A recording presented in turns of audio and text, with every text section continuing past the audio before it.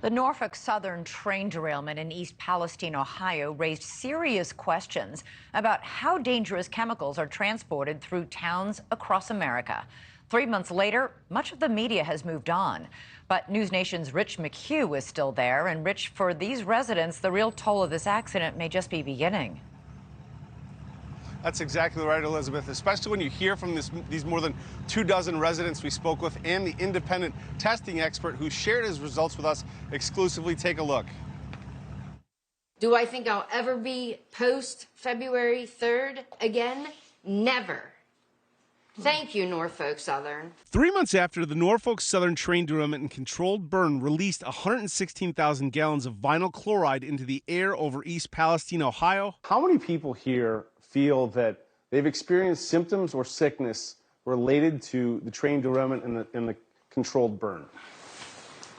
Wow, that's like every hand. Norfolk Southern's train went off the track and it derailed our lives. Yeah, they're back on track and the rest of us are picking up the pieces. Yeah. Right. Residents here are angry. We invited a few to speak with us. 28 showed up. The EPA has not tested my house, my soil, nothing. And when they come to my house the other day, they will not test until they're done with the tracks. When they're done tearing up and fixing the tracks, then they'll start testing my home. In February, independent water contamination expert Scott Smith, who has been to 60 major oil and water contamination events, came here to test the water, the soil, and something nobody has tested, furnace air filters from 15 homes in and out of the evacuation zone. You can't find what you don't look for. So we're looking in furnace filters for the broad spectrum of dioxins and other semi-volatile organic compounds, and in soil and in water. How dangerous are dioxins? Dioxins don't go away. You get exposed over time. And dioxins, I say, are the fentanyl of chemicals. Dioxins, according to the World Health Organization, are highly toxic chemical compounds. Smith's results, which he shared exclusively with NewsNation, are shocking. We're finding a whole range of chemicals, not only 9 more dioxins. 9 new dioxins, considered some of the most potent carcinogens on Earth. There's no safe dose for humans. These residents, they're not making this up. There is something going on. And I believe it's the way these chemicals may be combining. Former EPA Administrator Judith Enck. And he found contaminants in the filters, which is not surprising.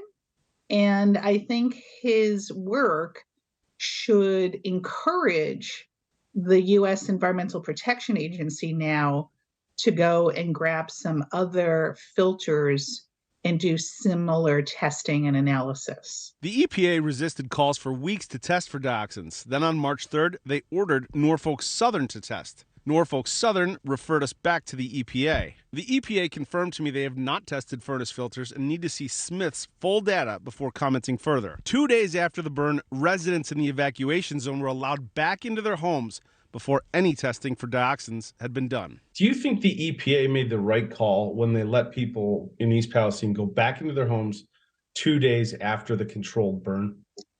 Absolutely not. 2 days after the controlled burn, the EPA said it's safe, come on back. Was that the right decision? No. I went to the ER. I had CAT scans, everything. And those doctors, she came in and she said, I'm sorry, we don't know what we're dealing with. NewsNation cannot confirm that the symptoms the residents describe are a result of the controlled burn. But what these medical diagnoses mean for these residents and their future, they can only guess. That whole town is a chemical cocktail, and we're all lab rats. You're just looking at some of the ones who have been marked. Now, the EPA says dioxins are ubiquitous in nature. They were here before the derailment and the toxic burn. It's important to note that Smith says he did a controlled group. He tested in an area nearby unaffected by the toxic plume, and the dioxins that he found here, he did not find there. Elizabeth? All right, Rich McHugh, still on that story. Thank you so much for that report tonight. And tomorrow night, I'll be speaking with Ohio Senator J.D. Vance about the East Palestine train derailment in a NewsNation exclusive. That's tomorrow at 6 p.m. Eastern.